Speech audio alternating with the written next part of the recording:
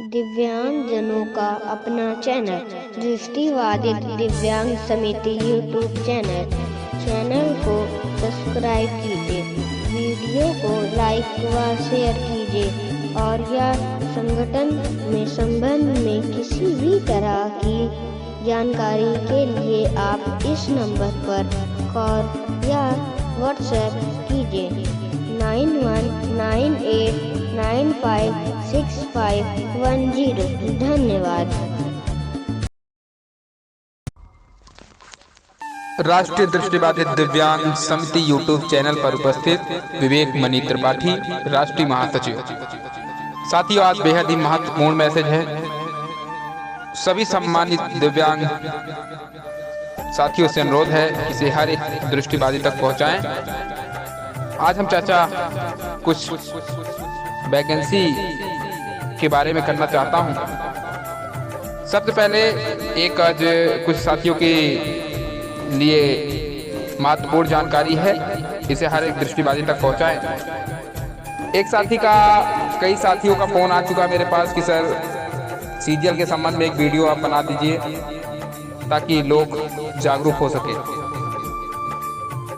साथियों, जो SSC CGL 2021 का नोटिफिकेशन आया था, जिसकी टाइपिंग टेस्ट की भी डेट आ चुकी है 4-5 जनवरी, उस पर कई साथियों का सवाल आया कि सर इसमें टाइपिंग टेस्ट होगा, हम लोगों का भी क्या, या कैसे क्या इंजेक्शन सर्टिफिकेट जो बनता है क्या उसमें हमें छूट मिलेगी क्या। कई सवाल उनके आए, तो आज मैं उस पर चर्चा करने वाला हूँ। साथियों, मैं आपको बताना चाहता हूँ एसएससी सीजीएल 2019 से लेकर अब तक की जो मुझे जानकारी प्राप्त हुई है और जो मैंने एसएससी की साइट पे आज फॉलो करके देखा है कि एसएससी डिपार्टमेंट टाइपिंग लेता है। आपको टाइपिंग में जाना पड़ेगा। जो आप सर्जन के द्वारा जो आपको सर्टिफिकेट आपको बनवाना है बनवा लीजिए। सर्जन की साइन होगी, सीमो की नहीं। जो आपके डॉक्टर होंगे नेत्र विभाग के, उनकी साइन होती है 2 जगह और उनकी मोहर लगेगी, वो प्रमाणित करेंगे। तो आप इसे अपने डॉक्टर जहाँ से आपका सीमो सर्टिफिकेट जो है बना है वहाँ पे आप जाके इसकी साइन करवा लीजिए। आप उसको भी साथ लेकर सेंटर पे जाएंगे। यदि सेंटर वाला आपकी बात को सुनता है आप उसे भी देंगे, प्लस टाइपिंग में भी बैठेंगे। टाइपिंग में अपना राइटर आप ले जा सकते हैं, उसमें कोई इश्यू नहीं है। बाकी तो आप लोग जान रहे हैं कैसे क्या है। उसके साथ ही साथ डॉक्यूमेंट वेरिफिकेशन 14 जनवरी से 31 जनवरी तक डॉक्यूमेंट वेरिफिकेशन करवाया जाएगा, जिसमें सभी साथियों को जाना अनिवार्य होगा। जिनका नाम है टाइपिंग टेस्ट में जो जाएंगे वो डॉक्यूमेंट वेरिफिकेशन में भी जाएंगे। तो 14 जनवरी को दिल्ली एनआर की डॉक्यूमेंट वेरिफिकेशन शुरू है और भी ऐसे फला जगह पे 31 जनवरी तक सभी जोन वाइज सभी जगह के ऑल इंडिया के डॉक्यूमेंट वेरिफिकेशन हो जाएंगे। जो साथी सेलेक्ट हुए हैं, जो टाइपिंग में बैठ रहे हैं, सभी का डॉक्यूमेंट वेरिफिकेशन होगा। और डॉक्यूमेंट वेरिफिकेशन में आपको जो महत्वपूर्ण कागज ले जाने हैं, आधार कार्ड हो गया, आपका दिव्यांग प्रमाण पत्र हो गया, high school, inter plus graduation, और जिनका जाति प्रमाण पत्र लगता है, जो आरक्षण के दायरे में आते हैं, उनका फला जो डॉक्यूमेंट लगता है आपको वो लेके जाना है। ये जानकारी आपको उपलब्ध कराई जा रही है। उसके साथ ही साथ कुछ साथी का सवाल होगा कि पोस्ट कैसे मिलती है, क्योंकि इसमें पोस्ट जो है मैं आपको जानकारी देना चाहूँगा। जब आप डॉक्यूमेंट वेरिफिकेशन कराने जाएंगे तो उस दौरान आपको एक फॉर्म दिया जाएगा। उसमें कई पोस्ट होगी, जिसमें बीआई के जो पोस्ट होगी सिर्फ आपको वही पोस्ट भरना है। उस पोस्ट को आपको भर के कई पोस्ट ऐसी होती है अगर आपका मार्क्स अच्छा होगा। कुछ साथियों ने ये भी सवाल उठाएंगे, भाई सर यदि हमारा मार्क्स अच्छा है तो हमें क्या इसमें कुछ रियायत मिलेगी? जी हाँ, बिल्कुल मिलेगी। जब आप डॉक्यूमेंट वेरिफिकेशन कराने जाएंगे तो उस समय आपको एक फॉर्म दिया जाएगा। फॉर्म को आप पूरा फिल करेंगे।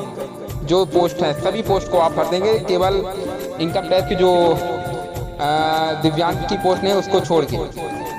तो जब आप उसे फिल करेंगे, इसके बाद यदि आपका मार्क्स अच्छा है, उस पोस्ट के दायरे में आते हैं जिसमें टाइपिंग नहीं है, बेशक आप टाइपिंग में फेल हो गए, फिर वो पोस्ट आपको प्रदान कर दी जाती है एसएससी द्वारा। जैसे उदाहरण मैं देना चाहता हूँ, यदि आपका नंबर 550 के ऊपर और एक असिस्टेंट के जो है उसमें टाइपिंग लेता है, उसके अलावा एक जो अन्य विभाग की अन्य विभाग हैं, कुछ अधिकारियों की भी पोस्ट होती हैं, आपका मार्क्स अच्छा, अच्छे फाइट आप कर रहे हैं, जैसे इनकम टैक्स इंस्पेक्टर की पोस्ट में टाइपिंग नहीं है, यदि आप उस माध्यम में उस दायरे में आएंगे तो आपको टाइपिंग से छूट, आप बेशक टाइपिंग में फेल हो जाएंगे पर आपका मार्क्स अच्छा है तो आपको वो पोस्ट प्रदान कर दी जाती है। तो उम्मीद है कि आपको इन सब समस्याओं का समाधान हम करने में सफल रहे हैं। उसके साथ ही साथ और भी बातें हैं। यूपी पेट के जो साथी हैं, यूपी पेट दे रखे हैं, उन्हें भी सोच रहे होंगे कि हमारा रिजल्ट नहीं आया अभी तक। तो जो मुझे पात्र अभी तक जानकारी प्राप्त हुई है, तो यूपी पेट का रिजल्ट 15 जनवरी तक आने की प्रबल संभावना है। उसके साथ ही साथ आज यूपी में भी लोक सेवा आयोग के माध्यम से जो भर्तियां निकलनी है टीजीटी, पीजीटी, उसका भी नोटिफिकेशन सरकार के द्वारा बहुत जल्द जारी कर दिया जाएगा। और लोक सेवा आयोग ने करीब 55,000 विभिन्न विभागों की भर्तियों के लिए आज अपना कैलेंडर जारी कर दिया है यूपी में। तो आप लोग उस चीज़ को फॉलो करें।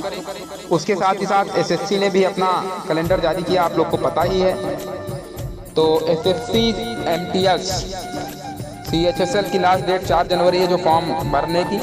उसके बाद 2023 में जो पहली वैकेंसी आ रही है एसएससी एमटीएस की, जो 15 तारीख को नोटिफिकेशन ऑफिशियल जारी होगा और 25 जनवरी से 25 फरवरी तक फॉर्म भरा जाएगा, जिसकी पहली परीक्षा अप्रैल की माह में कराई जाएगी। उसके साथ ही साथ फिर एसएससी सीजीएल जारी हो रहा है अप्रैल के माह में।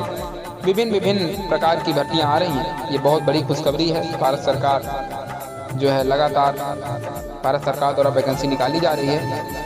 और कुछ लोगों का सवाल आया रेलवे ग्रुप डी का जो है हमारा फाइनल रिजल्ट कब तक आएगा, डॉक्यूमेंट वेरिफिकेशन कब होगा। तो उन साथियों को भी मैं बताना चाहता हूं जो मुझे पात्र अभी तक जानकारी प्राप्त हुई है कि फरवरी के 10 फरवरी तक संभवतः डॉक्यूमेंट वेरिफिकेशन शुरू हो जाएगा। तो सभी साथी अपना डॉक्यूमेंट रेडी रखें जिनका अच्छा नंबर है और उन्हें लगता है कि मार्क्स हमारा सिलेक्शन हो जाएगा। सभी साथी अपना डॉक्यूमेंट बनवा लें। कुछ साथियों का मेरे पास सवाल आया, सर जो है मेरा जाति प्रमाण पत्र या निवास प्रमाण पत्र जो है या जाति प्रमाण पत्र केंद्र का भी चाहिए क्या? तो हाँ जी साथियों, मैं आपको बताना चाहूँगा आप दोनों बनवा के रखिए। केंद्र वाला भी जाति प्रमाण पत्र आप बनवा लीजिए। आधार कार्ड, दिव्यांग प्रमाण पत्र और 10th की मार्कशीट, इसमें सेम नाम होना चाहिए, कोई परिवर्तन नहीं होना चाहिए। अगर किसी भी साथी के मार्कशीट में या आधार कार्ड में कोई भी प्रॉब्लम है तो वो अपना सही करवा ले। अगर विलम्ब उन्हें लगता है कि ये लेट हो जाएगा और नहीं सही हो पाएगा तो एक एफिडेविट स्टाम्प पेपर पे बनवाकर पहले से ही रख लें, सारा काम दुरुस्त रखें। कुछ साथियों का सवाल आया था सेंट्रल गवर्नमेंट का जाति प्रमाण पत्र होना अनिवार्य है। तो बिल्कुल हाँ, आपको जाति प्रमाण पत्र सेंट्रल गवर्नमेंट का होना चाहिए। यदि आप जिस समय फॉर्म भरे थे उस समय का हो तो बेहतर, बहुत ही अच्छा है। अगर वो भी आप रखिए। उसके साथ ही साथ वर्तमान का एक नया भी बनवा के रख लीजिए। तो सारे कागज तैयार रहने चाहिए ताकि किसी भी प्रकार की कागज की वजह से किसी प्रकार की दिक्कतों का सामना आप लोगों को न करना पड़े। साथियों बातें बहुत है। उसके साथ ही साथ सीटेट के लिए अब 9 तारीख से परीक्षाएं हैं, क्योंकि कुछ शीतलहर कुछ ऐसी वजहों से परीक्षाओं को टाल दिया गया है। तो 9 तारीख से अब सीटेट की परीक्षा पुनः शुरू होगी। और उसके साथ ही साथ कुछ साथियों का सवाल था कि जो है एसएससी बैंक का वैकेंसी निकाल रहा, तो बैंक की वैकेंसी संभवतः फरवरी या मार्च में आने की उम्मीद है। हाँ, एक महत्वपूर्ण जानकारी और देना चाहूँगा, राजस्थान रीट सुपर रीट का फॉर्म लगातार भरा जा रहा है। तो जो साथी इच्छुक हैं राजस्थान रीट जिनका निकला वही साथी इसमें भाग ले सकते हैं। किसी भी राज्य के हों उन्हें वो पार्टिसिपेट कर सकते हैं, उन्हें किसी भी प्रकार की समस्याएं नहीं होंगी। तो राजस्थान रीट जो अंतिम लास्ट डेट है इसी जनवरी में है, 24 जनवरी है। हाँ 24 जनवरी है, तो नहीं 19 जनवरी लास्ट डेट है। तो डेट से पहले अपना फॉर्म फिल करके और अपने जीवन को सुरक्षित करें। इसकी जो मुख्य परीक्षा कराई जाएगी फरवरी में कराई जाएगी, 25, 26, 27, 28 4 दिन ये परीक्षा लगातार चलेगी। तो सभी साथियों को जो कल ग्रामीण बैंक का रिजल्ट आया,